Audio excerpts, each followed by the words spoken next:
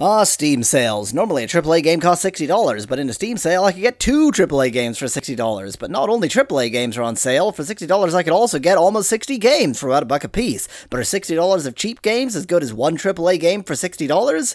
Let's find out. ComixPlay number 1, The Endless Incident. This better have a unique and interesting graphical style. Well, maybe not unique, since I'm hoping for it to be comic-y, but... Mongoose? Okay. New game. Comics only. I can just read comics. Definitely always easy. Start. Features a built-in comic reader. Click the left mouse button or right arrow key to advance to the next panel. Click the right mouse button or left arrow key to go back to the previous panel. Hold spacebar to quickly peek at the full page. Escape to open and close the menu. F1 for a full key list. If you choose to skip a battle or comics chapter, you can always return to them from the main menu's load game option. Oh, load game? That's a weird place for it to be. Your comics and game progress will be automatically saved. ComixPlay number 1, The Endless Incident. Seroy, Bassett, Wong. Okay. Okay. At which point does this turn into a game, though? The Endless Incident graphic novel by these individuals. ComixPlay, yep, okay, here's the information. I wonder if this is been... No, it's too many characters. I think ISBNs are like 10. I don't remember.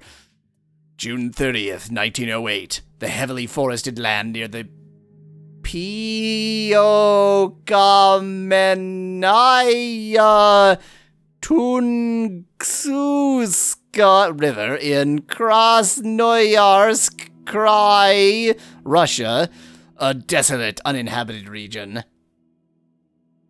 Yeah, this looks pretty desolate, what with the green and the birds. Plants and animals busily grow and reproduce in the warm sunlight, living their little lives, just like all desolate areas. High above, however, an unobserved alien spacecraft experiences massive systems failure while struggling against Earth's gravitational field and radiation belts. The craft's lone surviving occupant faces a terrible choice: abandon the crippled ship or burn to death in the alien world's atmosphere.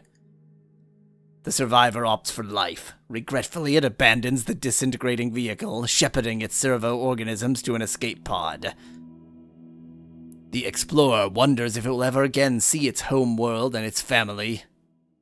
And what of the mission that brought it to this strange star system, hyphen instead of dash, a mission the being swore on its life to accomplish. Just past 7:15 on this quiet morning. On this quiet morning, a brilliant line of light moves across the sky. Few, if any, animals notice it. Then explosion. The blast registers on seismographs across Eurasia as equivalent to an earthquake measuring 5.0 on the Richter scale. It produces shockwaves strong enough to be felt thousands of miles away. Such as wherever this is. The explosion is the largest impact on or near Earth. This would be much better if I could read. That would really help. In recorded history, in later years, it will be known as, oh, the Tunguska event. Oh, okay. You're connecting to real-world lore. Good work. The escape pod splashes down unseen some 600 miles to the southeast, in remote Lake Baikal, deepest lake in the world. Baikal is also one of the oldest bodies of water on Earth, with a floor of ancient silt 7 kilometers thick in places. Cut off from all possibility of rescue, the gravely injured alien explorer is forced to enter suspended animation, cared for by its semi-mechanical servitors. Utilizing energy derived from methane trapped in the sediment and the temperature gradient created by underwater hot springs, the ship maintains itself and its injured occupant in stasis. 1908, 1928, 2008, 2108, for 200 years. 2116 AD, the hellishly cold surface of the distant planet Pluto, which isn't a planet by then, but whatever. Is this just gonna be comics? Do we actually play a game at some point? I would love to play a game at some point. If I could play a game at some point, that would be good. Right, you lot, are you ready? Is that how costumes work? You better be, because those things out there want your asses. Are you gonna let them have them? I mean, maybe. Don't judge. Hell no. Oh, Christ. Those look... That guy's suit looks like it's just filled with a solid mold of flesh. Yeah, exactly. Like, so he's clearly, like, this is just a piece of plastic that he puts up against his body to create the illusion of muscles. This looks like 90s era comic books. Well, that's the goal. That's what it's supposed to look like. Enviro shields activated. Then let's rock and roll. They're just robots. It's a freaking waste of time. Get with the program, Mr. Hiroshiga. Now move it. We're joining the others. It's nothing more than a shooting gallery, ma'am. But training targets shoot back. Now look sharp. Here they come. Oh, finally we get to play a video game. That's a nice change. Get ready for battle number 1. Tip, your game is auto-saved between waves. So this is going to be some kind of wave shooter. Oh, hello. It definitely has its own unique style. I don't know what I'm doing. Oh, this is not at all what I thought it was going to be. This looks turn-based. How do I think? Do I want to heal? I haven't done anything yet. Okay, yeah, fire. Ow. Well, you've been gyrating very slightly in place. Yes, that's what I'm doing. Okay, so, like, they have health, but presumably they can also move, although nothing is highlighting to suggest that they can. These people move like geriatrics at a dance party. They just have low frame rate, that's all. Hero, it's your turn. Click on the front bot to punch it. Take that. Well, he's proud. I see. Oh, click on... Oh, this is... Right, okay, this is still, training. Click on Tom to heal him. Which one is Tom? That's Tom.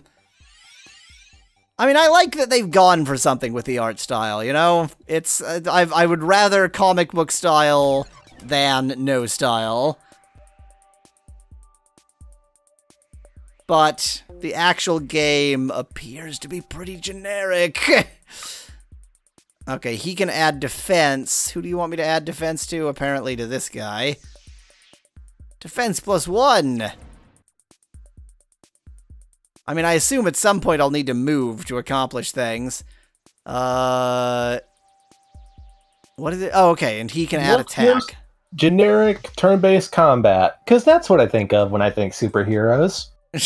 Yeah, well, it is. It feels very strange that it's turn-based, given superhero comic book combat, but...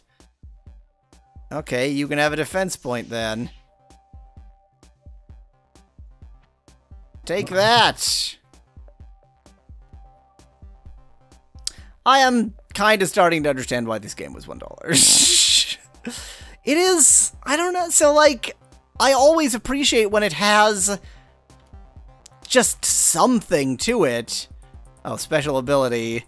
But this, yeah, I don't know, like I don't feel like the art style, which I do appreciate, is sort of making up for the very dull gameplay.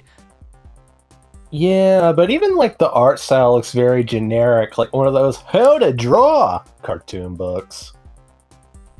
So like intention, like it looks like a 90s comic, like you were saying, but that is clearly the intended aesthetic. So like, as long as it's the intended aesthetic, I mean, these are the most generic looking superheroes that have ever been made. Plus, like, 90s comic books did not look that clinically clean colors-wise. Well, yeah, certainly not. Am I actually in control? No, I'm... yes, I am. Okay, oops, no wonder I can do anything I want to now. Who's... yeah, okay, you can't do that. I didn't need to grow. Grow did not help any. Heal him a bit. Should have healed him. Yeah, I don't know. I don't know. Is it worth $1? I'm unsure. If you like this style of game, it's probably fine. But, I mean, I like turn-based combat, just not when it sucks. If you like the video, leave a like below. Cheers from Yahweasel.